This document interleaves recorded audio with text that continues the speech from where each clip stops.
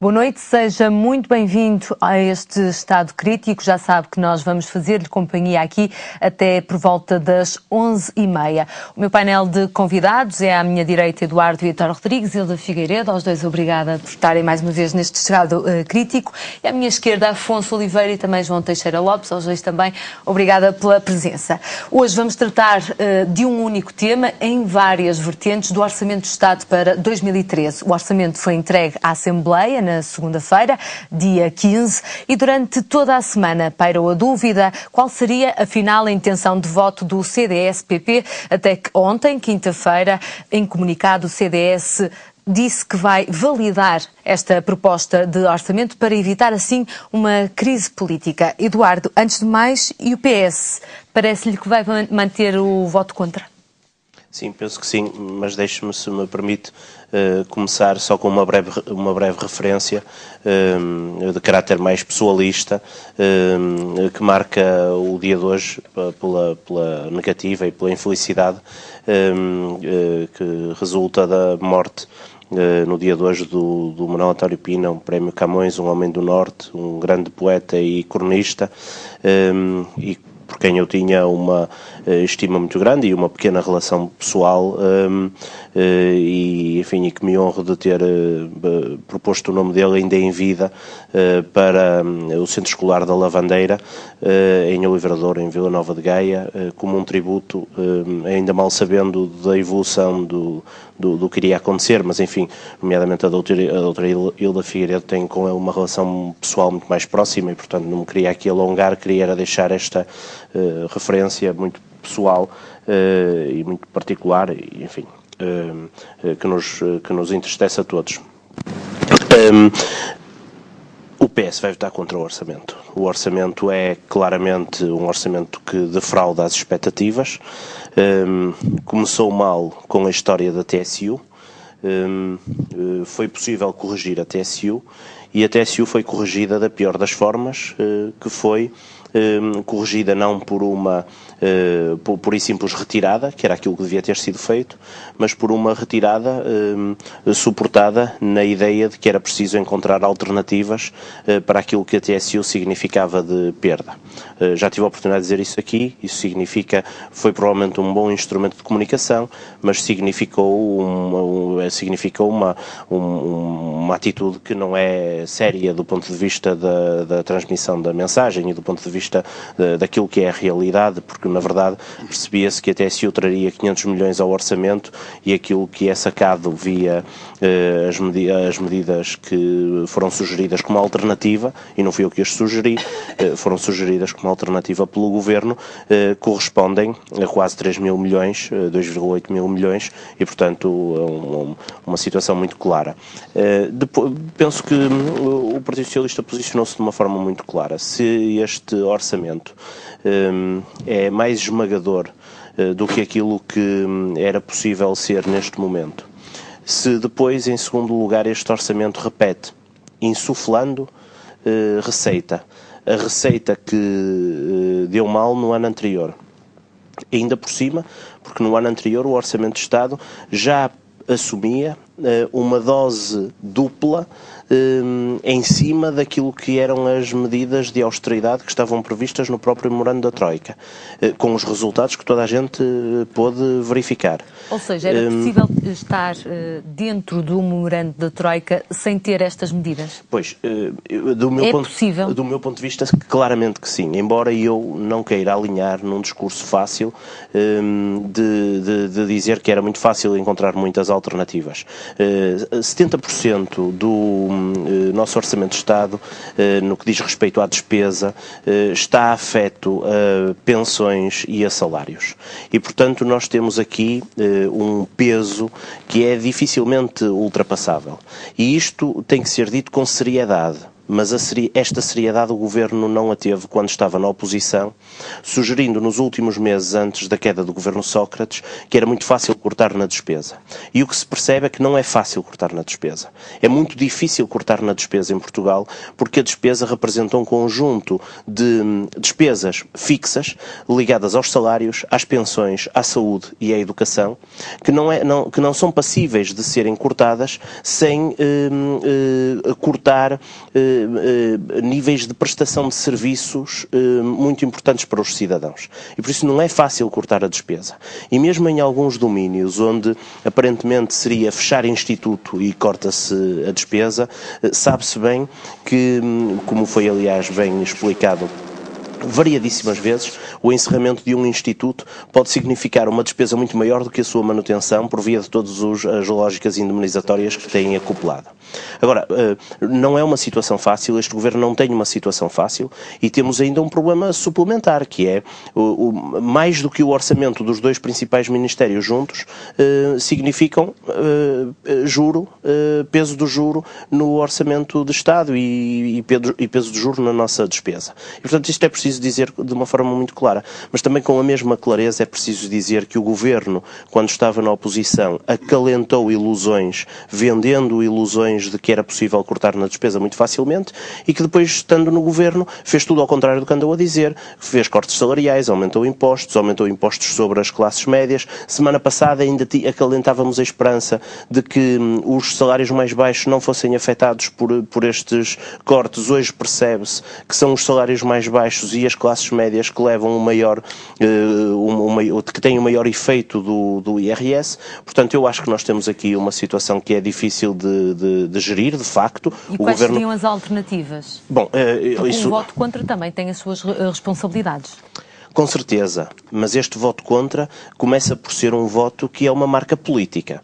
E é um voto contra que tem uma responsabilidade, sobretudo política. Não tem uma responsabilidade, vamos dizer, gestionária, porque este Governo é um Governo que tem maioria absoluta. É sobretudo um voto político. E do meu ponto de vista começa por ser um voto político que é da estrita responsabilidade do Governo e de Passos Coelho. Nos últimos meses, é verdade, têm vindo a ser acicatadas as relações institucionais entre o Governo e a oposição e particularmente entre o Governo e o Partido Socialista. Mas também é verdade que o Partido Socialista manteve sempre um nível de cooperação naquilo que era o objetivo fundamental de cumprir o memorando e de pagar a nossa dívida, porque me parece ser difícil de sugerir que se deixe de pagar dívida. O país tem uma imagem a defender e isso passa por pagar dívida. Aquilo que Passos Coelho fez em setembro, com aquele anúncio completamente inusitado da TSU, sem consultar o líder da oposição, sem consultar o líder da oposição, sem ouvir o Partido Socialista, numa atitude unilateral, inaugurando uma forma nova de fazer política que não existia em Portugal, mesmo no tempo de Sócrates. Sócrates sempre dialogou com o maior partido da oposição em muitos dos momentos, no PEC 1, no PEC 2, no PEC 3 e no PEC 4, sempre num diálogo com a oposição. O que em setembro aconteceu foi tudo ao contrário, criando um clima para uma ruptura que provavelmente já era uma ruptura anunciada, mas que ficou mais facilitada do ponto de vista político. Agora, o Partido Socialista tem responsabilidades do ponto de vista de dizer aos portugueses aquilo que faria se estivesse no Governo. E eu penso que o vai fazer a breve prazo. Tem-no feito de uma forma mais genérica, apostando no crescimento económico e apostando na diplomacia externa, nomeadamente nos parceiros europeus, coisa que não se vê a Passos Coelho a fazer, e o Governo, não é? Mas mais objetivamente, na discussão, na generalidade e na especialidade deste Orçamento de Estado, perceber-se-á que o Partido Socialista terá propostas alternativas que visam, por um lado, atenuar o efeito dos impostos e, por outro lado, sugerir níveis de despesa, cortes de despesa em domínios que não estão considerados pelo Governo. E dar-lhe aí 2 ou 3 exemplos no decurso deste mais à debate. frente, exatamente. Afonso, antes de mais, qual foi a leitura que fez esta semana da posição da bancada do CDS-PP? Boa noite. Eu também queria, antes de falarmos do orçamento, associar-me ao voto de pesar, no fundo, ao facto de lamentarmos todos da morte do Manuel António Pina, sendo uma referência, que já foi aqui feita essa referência, de quem eu não tinha proximidade, mas tinha uma admiração pela leitura que ia fazendo do que escrevia e do que representava. Deixe-me dizer-lhe que, ainda a questão que me colocou, é evidente que todos nós esperamos, eu tenho que ter aqui algum cuidado, mas tenho que responder à sua questão. Ou seja, eu acho que um governo tem que ser o mais forte possível, o mais coeso possível. A verdade é que o CDS, isso é um facto, resolveu ter alguma ponderação sobre a questão do Orçamento de Estado. E manifestou, como tinha que ser, acho eu, penso que é assim mesmo, fazendo parte do governo, queria apoiar o Orçamento de Estado. O CDS está no governo, como sabe, são um partido de coligação, com 2 partidos que pensam de forma diferente, mas a questão, penso, está ultrapassada em relação ao Orçamento de Estado. Vamos ver no futuro. Deixe-me agora ir à questão do Orçamento de Estado, que é isso que me importa mais do que as questões que têm a ver com o CDS, que o CDS é que poderá responder por elas. Eu penso que é uma questão importante. É fundamental, é importante, sem dúvida, é importante. Não posso dizer que não houve aqui um problema, que é um facto. E o próprio líder do CDS ainda hoje reconheceu que houve aqui algum problema a esse nível e resolveu, digamos, foi uma decisão do CDS. Eu acho que não podia deixar de ser de outra forma, quer dizer, tinha que o decidir. Agora, não é possível. Eu acho que só há uma forma de estar no governo, é estando no governo. Não há 2 formas de estar no governo, na minha opinião. E, portanto, é evidente que isto tem a ver com a forma como cada um dos partidos pensa sobre as matérias, mas também tem a ver com a dificuldade que é um Orçamento de Estado muito difícil que temos pela frente este ano. E agora, se me permite, eu iria à questão do Orçamento de Estado, que penso que é a questão mais importante do que essas questões aí que têm a ver com o CDS. É preciso nós termos uma ideia muito clara de como é que chegamos aqui. O país chegou ao ano 2011 numa situação perfeitamente... Aliás, o PS teve que chamar cá, digamos, os parceiros internacionais para nos apoiarem. O país está a ser apoiado por uma comunidade internacional que nos está a apoiar e temos financiamento. Sem isso, não tínhamos financiamento para a economia portuguesa. E, portanto, foi possível fazer um governo... Houve eleições, como todos sabemos. Há um governo de coligação que resulta das eleições e que tem que cumprir um programa de assistência económica e financeira. E é isso que o governo está a fazer. O governo o que está a fazer é cumprir aquilo que foi acordado pelo Partido Socialista. Portanto, se há alguém que está a tentar neste momento não cumprir esse programa, o que eu lamento profundamente, acho que o Partido Socialista é um partido responsável e devia ter uma atitude responsável num momento de grande dificuldade que o país atravessa. Não é o que está a acontecer.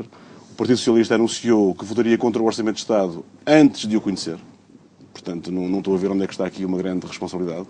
Quero lembrar aqui que o ano passado o líder do Partido Socialista disse que não falaria sobre o Orçamento de Estado antes de o conhecer, não tomava nenhuma posição. Este ano fê-lo muito mais cedo, pelas pressões internas, eu compreendo, e porque o Orçamento era muito difícil para o país, ele sabia que era difícil e resolveu tomar uma decisão. Como eu já perguntei ao Eduardo, não quer dizer que o Partido Socialista considere que, mesmo estando dentro do memorando, existem outras medidas, outras soluções dentro deste memorando para não... As soluções. Eu não estou a dizer que o orçamento não é difícil e, sinceramente, com toda a sinceridade, devo dizer-lhe o seguinte, quer dizer, não é possível só um modelo de orçamento. Não é? Nós podemos fazer alguns ajustamentos ao orçamento. Agora, a questão é o caminho. A dificuldade acho que é importante as pessoas perceberem o que estamos a falar.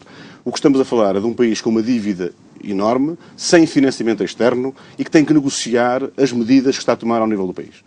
Há aqui um programa de ajustamento, digamos, que resulta também de um memorando e que Portugal assinou e que está a cumprir. E sem esse programa de ajustamento não é possível reduzir a despesa pública do Estado. Não é possível. Ainda agora foi aqui reconhecido que realmente a despesa pública, a despesa do Estado tem uma componente de cerca de 80%, que é muito difícil ajustar, mas tem que se fazer algum ajustamento a esse nível. Porque só há 2 formas. Ou nós ajustamos a despesa, ou criamos mais impostos e mais receitas do Estado. Não há outra forma de fazermos as coisas. Não há outra forma. Se houver, diga-me. Eu gostava de ouvir. Aliás, eu gostava de ouvir as sugestões. Falarei, mas claro que haverá acho que os colegas não falaram, mas a seguir falarei. Eu estou a falar nas grandes questões. Claro, nas grandes questões. Claro. Não há muito mais formas do que isto. É evidente que podemos falar. Poderá haver aqui uma renegociação. Isso é outra questão que se pode levantar.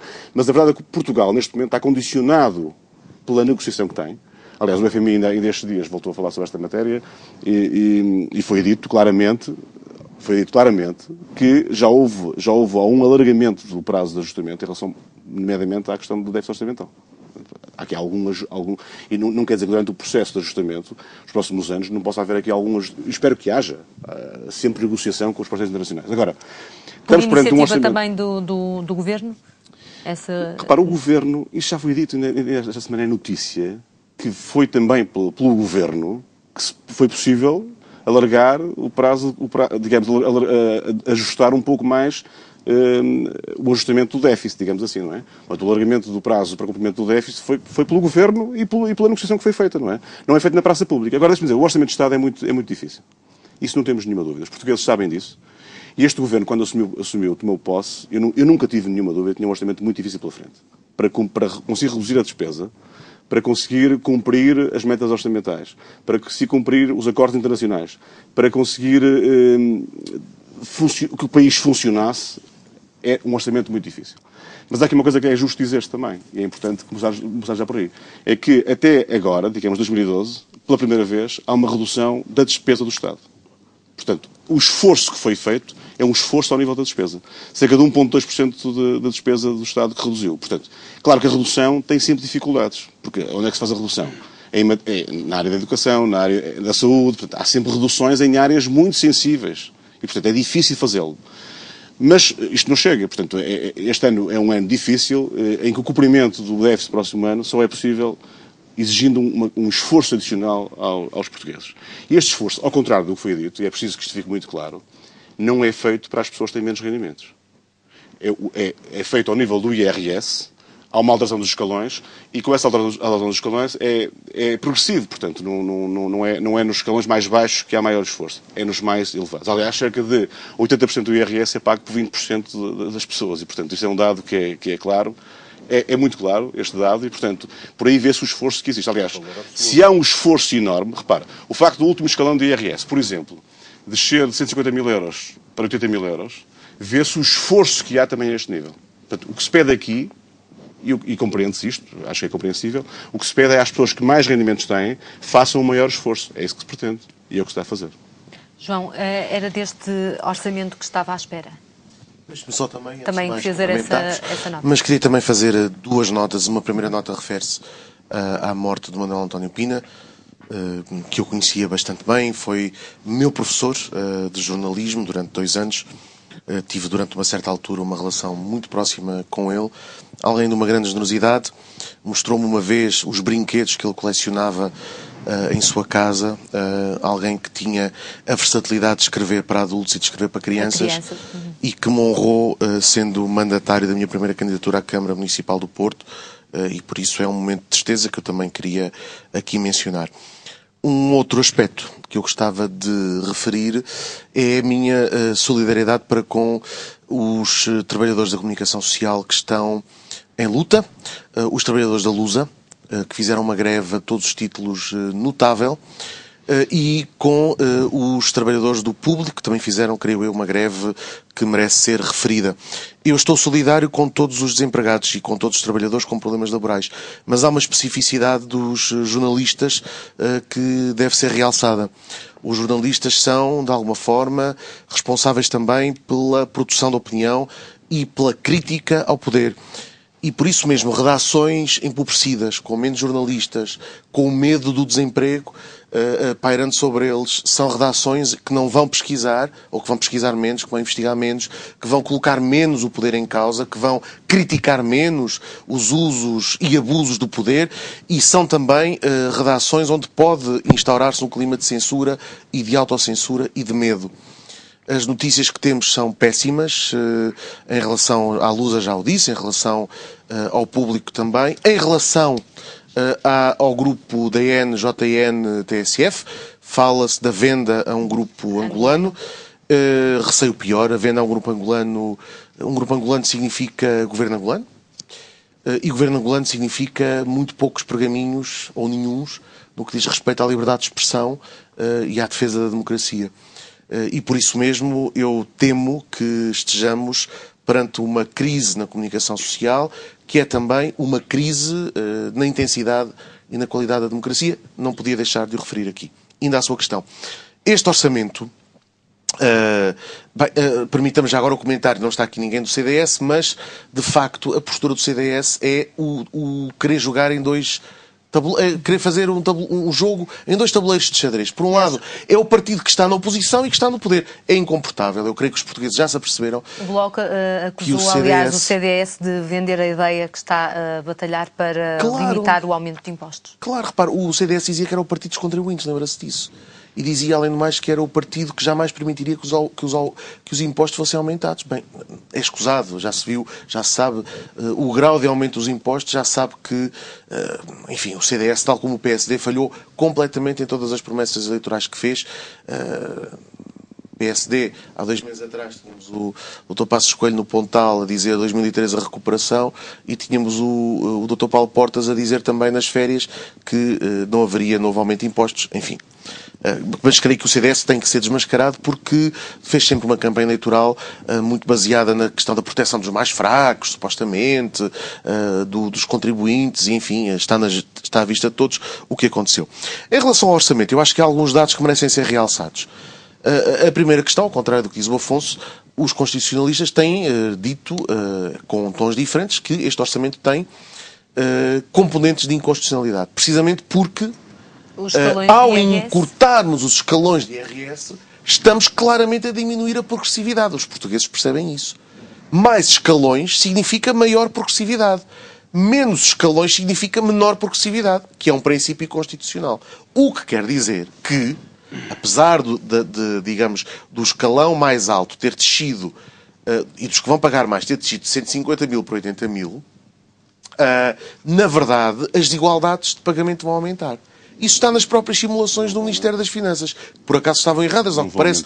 O Ministério das Finanças deu números errados aos próprios deputados do PSD e do CDS, mas tirando essa questão, ou simulações erradas, se quiser, mas tirando essa questão, que pode passar por fé de ver, a questão é que, de facto, se nós formos ver a percentagem, não é um montante absoluto, é a percentagem de aumento do IRS, ela vai penalizar, em particular, rendimentos mais baixos, tirando, evidentemente, as pessoas que oferem até o salário mínimo, porque essas estão isentas.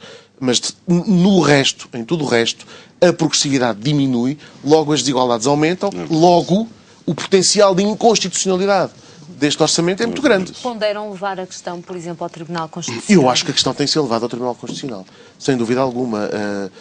Como sabe, no passado, alguns deputados do PS e os deputados do Bloco de Esquerda levaram ao Tribunal Constitucional. O Tribunal Constitucional deu-lhes razão. A direção do PS teve muito medo, muito receio, como sempre em tudo o que diz respeito a ter uma posição, enfim, mais clara, mais firme. Mas eu creio que neste orçamento isso deveria acontecer, e deveria acontecer desde já pela mão do Presidente da República. Ou seja, o Presidente da República deveria pedir a fiscalização preventiva deste orçamento, porque senão, mais uma vez, pode dar-se aquela parte gaga de a fiscalização ser feita numa altura em que o orçamento já está a ser implantado, as pessoas já sofreram enfim, as malfeitorias que estão neste orçamento. O Tribunal Constitucional pode dizer que sim, é inconstitucional, mas não quer suspender a execução do orçamento. Sabemos que, infelizmente, há aspectos peculiares do funcionamento da nossa justiça e decisões como essa, que são também, apesar de terem sido claras no que diz respeito à inconstitucionalidade, revelaram depois também esse caráter paradoxal. Mas não pode haver, por exemplo, aqui uma união de esquerdas para esta questão? Não ponderem isso? Já tem havido, em muitos aspectos, uma forte convergência entre o Bloco e o PCP no que diz respeito a matérias de legislação laboral, de matérias que dizem respeito também à própria fiscalização. E creio que tem havido com setores do PS, da parte do Bloco, com alguns setores do PS, que eu creio que serão cada vez mais, tem havido também um diálogo muito franco no que diz respeito à procura de alternativas. E a procura de alternativas, já que estamos a falar nisso, eu gostava de ouvir. Sem dúvida alguma, é muito curioso. Lembra-se que no início, quando o Bloco de Esquerda e o Partido Comunista falavam na questão da renegociação da dívida, era um crime de lesa majestade. Sempre. Agora, há uma série de figuras da direita que, usando argumentos mais eufemísticos e não indo tão longe como eu defendo que se deveria ir, não fazem outra coisa senão defender a renegociação da dívida. Quando a Manuela Ferreira Leite diz este orçamento não é execuível, este orçamento é um enorme buraco negro, este orçamento retira futuro ao país, e quando ela diz devemos pedir, eu acho que não é pedir, é exigir, porque supostamente ainda somos um país com soberania, às autoridades que nos estão, aos credores, sim, às autoridades que nos estão neste momento a financiar, devemos exigir outros prazos e outros juros. Isso é renegociação da dívida. Não tem outro nome. Logo, a questão da renegociação da dívida só temos a ganhar se ela for colocada o mais cedo possível, da forma mais exigente possível e indo além desta questão. Não é só os juros, é uma questão fundamental. Claro que sim. Os juros que nós estamos a pagar são uma exorbitância, o serviço da dívida é terrível, é asfixiante e estão a alimentar os bancos do centro da Europa. Até foi dito isso por responsáveis europeus, como sabe, nesta cimeira. Já agora, eu não tenho simpatia nenhuma pelos governos de Rajoy nem de Samaras, mas é incrível que até neste contexto em que os próprios governos, por pressão dos seus povos, bem entendido, por pressão das populações, por pressão do combate popular, vão a uma cimeira europeia dizer que a situação social é calamitosa, que não aguentam a austeridade que está a ser posta, o governo português mantém-se em silêncio absoluto. Nem uma palavra. Como quem diz, venha a austeridade, nós estamos aqui para a receber, seremos... É verdade. Esse tipo de discurso mas diga-me é mesmo só, quem não tem responsabilidade de governar. O Bloco de Diga-me uma Esquerda só. Não tem nenhuma, Afonso, nem o João. O que eu digo, não tenho responsabilidade de governar, nunca tem, nem tenho responsabilidade nenhuma no rumo desastroso que está a ser, que o país está a ser conduzido. Não há uma única posição de concertação com países do Sul, não há nenhuma posição de força, não há nenhuma posição. Há eu ia dizer uma palavra que é feia, mas há um servilismo absolutamente doentio da parte do governo português em relação às entidades europeias. Mas eu ia lhe dizer o seguinte, a renegociação da dívida é hoje um quase consenso. Tirando, obviamente, a ortodoxia. A ortodoxia ultraliberal do governo. É hoje um quase consenso. É hoje um quase consenso. Mas é preciso ir mais longe. E quanto mais cedo, melhor. Ir mais longe significa há uma parte da dívida que é perfeitamente ilegítima, que resulta da acumulação sucessiva de juros danosos e agiotas, e isso tem que ser colocado em cima da mesa. E não tenha dúvidas. Esta questão vai ser colocada em cima da mesa. Eu creio que a batalha da renegociação é uma batalha ganha. O meu medo é que ela vai surgir numa altura em que, se evidentemente não houver travão, quer popular, quer institucional e constitucional a este governo, vai surgir numa altura em que o país poderá estar absolutamente destruído. Hilda, mas pode haver alguma surpresa na votação? Deixe-me também começar, como os meus colegas, por uma referência a Manuel António Pina, no dia do seu falecimento, e como a melhor forma de homenagear um poeta é ler os seus poemas, eu trouxe o livro, um dos livros que tem poesia reunida, de Manuel António Pina, e gostava de ler só 2 versos. Um deles que diz assim: o que foi perdido ficou eternamente sobre o coração como a sombra de outra pessoa. Este poema intitula-se O Caminho de Casa, para onde António Pina foi depois deste seu internamento longo no hospital. Tinha uma relação de amizade grande com Manuel António Pina, de facto um homem solidário, um homem de grande inteligência, mas também de grande capacidade de afeto e de partilha de afetos com os outros.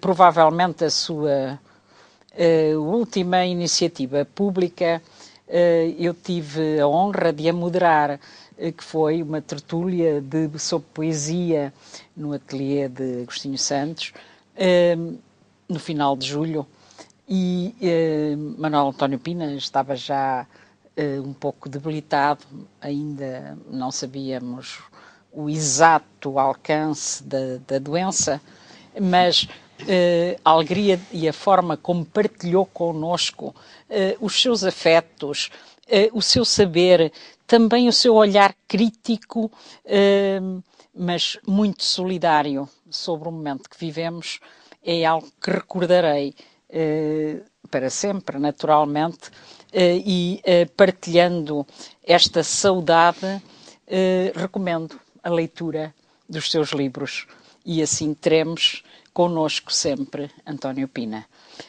Manuel António Pina. E também me queria associar, até porque Manuel António Pina foi jornalista durante mais de 30 anos, a esta luta dos jornalistas, enfim, e todos os que trabalham na comunicação social, na defesa de uma comunicação social livre, independente, pluralista, que hoje está seriamente ameaçada, não só com o corte anunciado de 30% do orçamento para a Luz, a única agência pública que temos, e que assim fica impossibilitada de prestar esse serviço público, mas também toda esta ameaça que paira sobre o público e sobre os seus profissionais.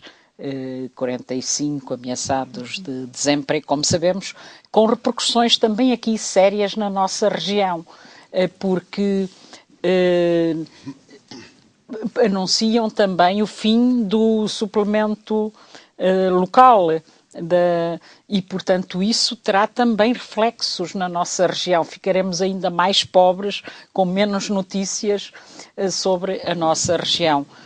Eu creio que esta luta que eles estão a fazer merece, sem dúvida, toda a nossa solidariedade, seja na defesa da democracia, seja na defesa também do próprio Norte, que terá cada vez menos possibilidades de ter visibilidade.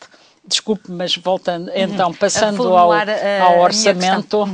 E fica aqui o nosso pesar, realmente hoje faleceu Manuel António Pina, jornalista e escritor. E voltando ao nosso orçamento para 2013, perguntava-lhe se espera alguma surpresa no dia das votações, alguma surpresa por parte de alguma bancada?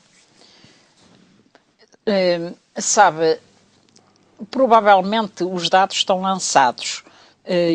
E hoje a declaração do CDS mostra que, acima de tudo, das suas muitas hesitações, das suas declarações muito recentes de que não aceitaria mais aumentos de impostos, de todas as declarações estou a falar designadamente de Paulo Portas, todas as suas declarações de apoio aos pobrezinhos, hoje declarou o contrário, ou seja, que aceita votar o orçamento, e nós concluímos, aceita votar a favor do orçamento. Claro que o Primeiro-Ministro disse que aceitava alterar uma vírgula e, portanto, nós sabemos que certamente não serão alteradas as questões fundamentais que implicam, por exemplo, algumas poupanças, como disse aqui o nosso colega, que nos deviam envergonhar. Eu vou só dar alguns exemplos de cortes orçamentais em áreas tão graves como algumas das que vou repetir. Estão um corte orçamental de 180 milhões a desempregados e doentes. De facto, um país que vive numa situação destas, onde todas as semanas nós estamos a assistir a suicídios, a crianças que não têm comida, cujos pais não têm dinheiro para pagar a comida nas escolas, ou que famílias que são ameaçadas de despejo, cerca de 40 mil pessoas, 11 mil famílias que ficaram sem o rendimento social de inserção, e muitas dessas famílias hoje sem condições para continuar a tomar os medicamentos, ou sem condições para, inclusivamente, pagar os transportes para os filhos irem para as escolas. E não estou a fazer demagogia, andei a visitar muitas instituições aqui na nossa região e contaram-me situações dramáticas. Aliás, creio que vale a pena fazer essa visita a uma série de organizações que estão no terreno a impedir que isto ainda seja mais grave, mas que também não sabem por quanto tempo podem fazer, porque as listas de espera são imensas e, por outro lado, o tempo que ficam à espera que o Estado lhes forneça os apoios que tinha prometido, é tanto que é difícil aguentarem esta situação por muito mais tempo. Portanto, são poupanças que deviam envergonhar qualquer pessoa e muito mais os deputados que andaram a prometer o contrário na campanha eleitoral, que continuam a dizer que é preciso fazer muitos sacrifícios, mas que depois esqueceram de fazer estes cortes aos grandes grupos económicos e financeiros, que esqueceram de fazer os cortes necessários nos benefícios fiscais, mesmo que esqueceram de aumentar como deviam as taxas sobre as mais-valias. Deixe-me só dizer, mesmo assim é o orçamento do Ministério da Solidariedade e Segurança Social aquele que sofre um maior aumento, 12,5% neste momento. Claro, pudera.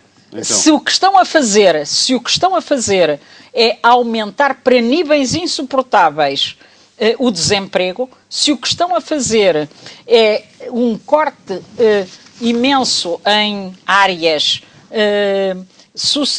das funções sociais do Estado, naturalmente que a pobreza cresce e naturalmente que um mínimo de apoio tem que ser concedido.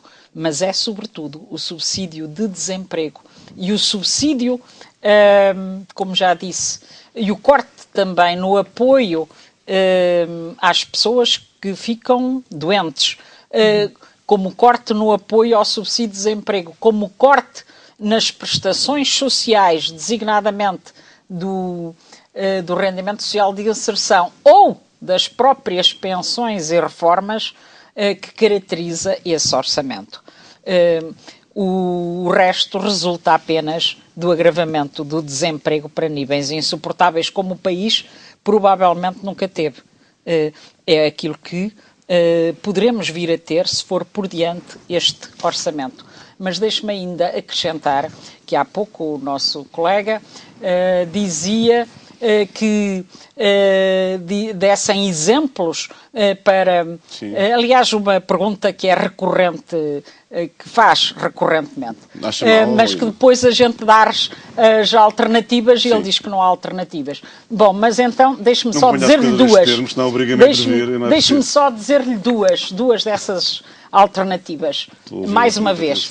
Uma é a necessidade de aumentar receitas do Estado sem ser pela via dos impostos relativamente aos trabalhadores ou relativamente àqueles impostos cegos em que todos pagam, mas quem suporta mais, como é o IVA, quem suporta percentualmente mais na parte do seu rendimento são os que menos têm, porque o IVA, enfim, é um imposto indireto. E isto acontece porque não querem, por exemplo, aumentar a produção, aumentando o investimento público, aumentando a capacidade de produzir no país e de ter aí, com mais transações, com mais dinamização da procura interna, com maior poder de compra da população, com mais comércio, logo mais produção, então ir aí assim buscar muito mais receitas, porque qualquer pessoa, mesmo sem ser economista, percebe que se tivermos um maior poder de compra, com melhores salários, maiores pensões e reforma, mais emprego e menos desemprego, nós teremos muito melhores condições para termos mais receitas de impostos sem ser necessário estes aumentos do IRS que sobrecarregam fundamentalmente os salários mais baixos e médios. O aumento... Como sabe, não é verdade. Eu sei que é verdade e dou-lhe alguns exemplos. É que não vale a pena, eu dou-lhe alguns exemplos. Eu sou economista e estive a fazer as contas. Então. Por exemplo, vou-lhe dar só aqui 2 exemplos de salários em que isto acontece. Relativamente, vamos considerar uma pessoa solteira com 600 euros por mês. É um grande salário, 600 euros por mês? Bom, ele tem um aumento do IRS de 58%. 58% o imposto a pagar. A mais relativamente ao que paga agora. Por exemplo, um casal com um